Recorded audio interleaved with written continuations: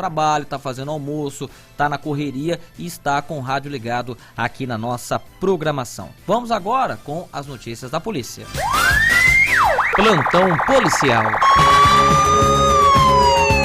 Dois adolescentes, um de 14 e o outro de 17, moradores do Atlântico em Araçatuba, foram apreendidos após um assalto ocorrido na tarde de terça-feira em uma loja de manutenção de celulares, isso na Avenida 2 de Dezembro. O crime aconteceu por volta da 1h30 da tarde e foi praticado por 4 jovens que permaneceram no estabelecimento por aproximadamente 1 minuto. A atendente chegou a ser agredida por um deles. Aí você pega uns caras desses, não pode prender, não pode fazer nada, tadinhos, né? Vara da infância e da juventude e tudo mais.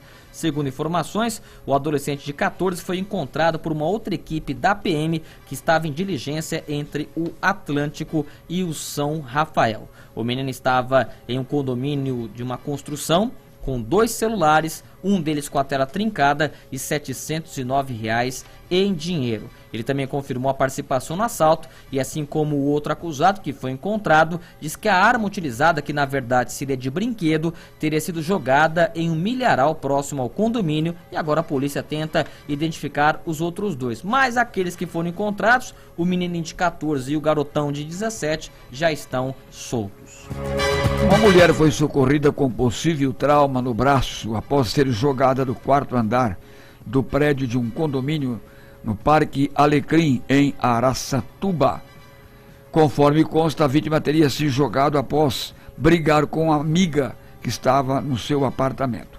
Bombeiros compareceram para socorrer a vítima até a Santa Casa. Quer dizer, fala-se em determinado ponto que ela se jogou, fala-se em determinado ponto que ela foi jogada.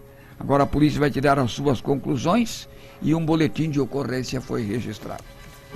E 2 mulheres morreram na tarde de ontem em um grave acidente na rodovia Rachish Raiz, a SP-333, em Marília. De acordo com a polícia rodoviária, chovia muito no momento do acidente, que aconteceu por volta das 2h30 da tarde. Um dos veículos perdeu o controle e invadiu a pista contrária, provocando o acidente. As motoristas dos 2 automóveis não resistiram aos graves ferimentos e morreram no local. Uma terceira mulher e uma criança foram socorridas e, infelizmente, estão em estado grave em hospitais da cidade de Marília. As causas agora, mais detalhadamente, serão investigadas pela Polícia Civil. Adalto José Caselato, 64 anos, morador em Araçatuba, morreu na colisão de um caminhão que ele conduzia em uma colhedeira que era transportada por outro caminhão. Foi na tarde da última terça-feira. Ele era dono de uma transportadora em Araçatuba. O acidente aconteceu a aproximadamente 40 quilômetros do município de Brasnorte, no Mato Grosso. Segundo consta, a colisão aconteceu por volta das 3h30 da tarde.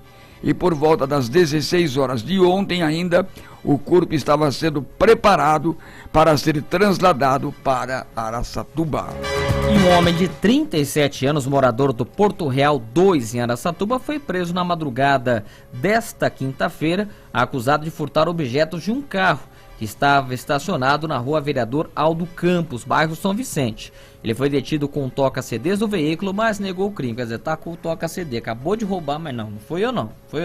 Após serem comunicados de um furto a um veículo em andamento, por volta das 5 da manhã, os policiais saíram em diligência e, a 2 quarteirões do local do crime, viram o acusado correndo com uma mochila nas costas, sendo acompanhado por um Gol. O investigado foi abordado, identificado e na mochila carregava esse toca-CDs, uma capa de óculos e outros objetos. O condutor do Gol, que o acompanhava, é um porteiro de 27 anos e que se apresentou como dono do Palio, que estava estacionado na frente da casa dele e que foi alvo do furto. Ele contou que acordou com um barulho vindo da rua e viu o investigado dentro do veículo tentando fazer uma ligação direta. Ele negou os fatos, foi levado ao plantão policial, deu as suas versões, mas agora está à disposição da justiça. O cara já tem várias outras passagens, antecedentes criminais por furtos na cidade. Um homicídio. Bruno Matias Pires, 25 anos, que era de Bragança Paulista e cumpria a pena na penitenciária de Andradina, foi morto a golpes de faca improvisada dentro da prisão. O autor do crime é o colega dele de cela, Daniel Oliveira dos Santos, de 22 anos, que é morador de Guaimbê. O homicídio aconteceu no dia 4 deste mês, mas somente ontem foi passado para a imprensa. Diz que por volta das 7h30 daquele dia, os agentes penitenciários perceberam uma movimentação entre os detentos que estavam sozinhos na cela. Após ouvirem gemidos da vítima, eles surpreenderam o acusado golpeando o colega de cela com uma faca caseira. Com a intervenção dos agentes, Santos parou de golpear a vítima e alegou ter sido ameaçado por ele. E mesmo com a presença dos agentes, depois de falar isso, ele prosseguiu a dar mais novos golpes na vítima, sendo então desarmado pelos agentes para parar com as agressões. A vítima foi socorrida até uma UPA, unidade de pronto atendimento, mas não resistiu e acabou falecendo. A Polícia Civil foi informada, o delegado deu voz de prisão em flagrante e ele continuou preso e agora vai responder por homicídio, né, de natureza grave, homicídio de forma cruel dentro da cela. E um jovem de 25 anos, que é servidor público municipal em Guararapes, ele foi preso na tarde de ontem pela Polícia Civil, acusado de matar a vizinha dele, Rosinéia Rodrigues dos Santos, 42 anos. O crime aconteceu na pacata e pequena cidade de Santo Antônio do Aracanguá.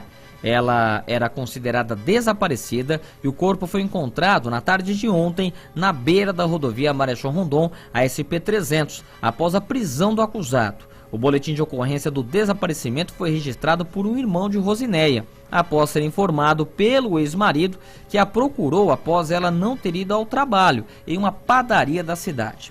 O ex-marido foi até a casa da vítima, viu que o carro dela estava na garagem, um Honda Civic, mas ela não estava na residência, que estava trancada. A testemunha contou, aliás, ela entrou em contato com o celular da vítima, mas não conseguia obter resposta. Após o registro da ocorrência, a polícia iniciou as investigações e, em visita ao imóvel, não encontrou sinais de arrombamento ou de violência. Ao analisar as imagens de câmeras de monitoramento de um imóvel vizinho, os policiais viram que um homem vestido com uma blusa e uma touca saiu com o carro da vítima e retornou horas depois. Esse homem foi visto entrando em uma casa na mesma rua e foi reconhecido como sendo funcionário da prefeitura e vizinho dela. Os investigadores foram à casa dele, pediram que os acompanhasse até a delegacia para esclarecimentos e, ao ser questionado do paradeiro da vítima, ele acabou confessando o crime. O investigado alegou que entrou no quintal da casa de Rosinéia, pulando o muro de uma casa desabitada, que faz divisa com a residência da vítima. Ele alegou que pretendia cometer um furto e permaneceu no quintal, mas foi visto por ela. Ele teria entrado em luta corporal com a mulher, que passou a gritar. Ele disse que, diante do barulho, pegou um cinto que estava sobre o criado mudo do quarto da vítima e passou a enforcá-la. O investigado disse que, ao perceber que ela havia morrido, ele arrumou a cama, carregou o corpo até o carro que estava na garagem e seguiu com o veículo sentido a Araçatuba, depois sendo localizado no Jardim do Trevo, sentido a Guararapes, próximo à entrada de um motel. O corpo já foi levado para o IML, depois seria liberado para a família. Uma tragédia lá em Aracanguá, né, Cacá? Muita crueldade, né? Muita frieza, né, da pessoa fazer um negócio desse. É muita frieza. Meu Deus do céu. Olha, o destaque final fica por conta de um estelionato que aconteceu na rua Marcília Teixeira Rodrigues, em Birigui, 474. A vítima é Henrique Fernando Eugelmi, tem 35 anos. Ele compareceu na delegacia e informou que entrou no site da BV Financeira e requisitou o atendimento, sendo redirecionado para o aplicativo do WhatsApp, conversando com um número lá que ele colocou para a polícia, onde foi encaminhado para a vítima um boleto bancário no valor de R$ 1.500, referente a um financiamento que a vítima tem com a referida empresa. Contudo, ao pagar o referido boleto, ele entrou novamente em contato com a empresa para comunicar o seu pagamento e ver se estava tudo certo. E foi informado pela empresa que aquele boleto era falsificado. Estão constatando que se tratava de um golpe e agora a Polícia Civil vai investigar o caso.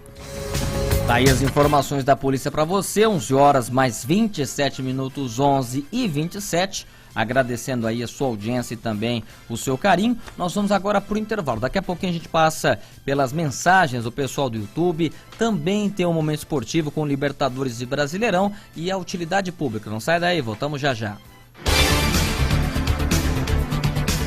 Chegou aquela hora gostosa da gente falar do seu almoço. Eu tenho uma dica super especial